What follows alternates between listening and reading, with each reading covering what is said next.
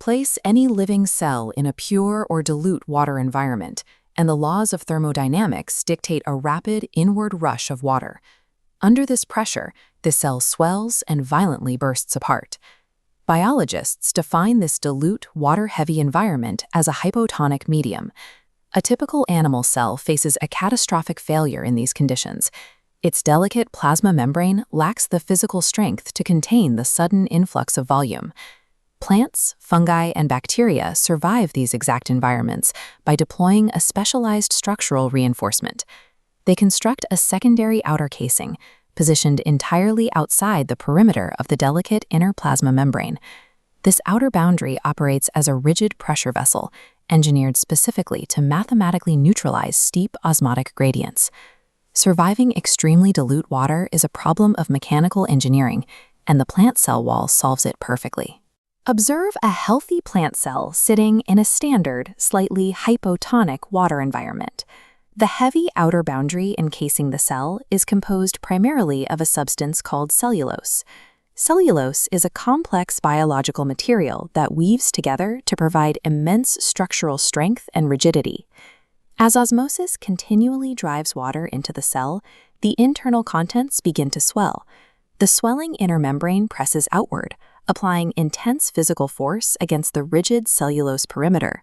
In response, the unyielding wall exerts an equal and opposite counterpressure. This high-pressure tension yields a state of equilibrium, physically locking the entire cell into a firm, rigid shape. Because of this specific pressure vessel dynamic, plant cells easily endure massive environmental shifts that would obliterate an animal cell. The cell wall actively transforms a lethal influx of volume into structural stability. We can test the absolute physical limits of this dual boundary system using a simple diagnostic experiment on a royo leaf. Mounted in standard water under a microscope, these royo cells appear plump, filled with visible green granules called chloroplasts. We alter the baseline environment by flooding the leaf mount with a heavily concentrated solution of sugar or salt. This creates a highly concentrated external environment, known as a hypertonic state. This sudden concentration of external solutes violently reverses the osmotic gradient, forcing water to rapidly exit the cell's interior. A stark mechanical discrepancy appears. The passive cellulose wall rigidly maintains its original shape, while the flexible inner plasma membrane loses its internal volume. This physical shrinking and detachment of the living cell contents away from the cell wall is a phenomenon known as plasmolysis.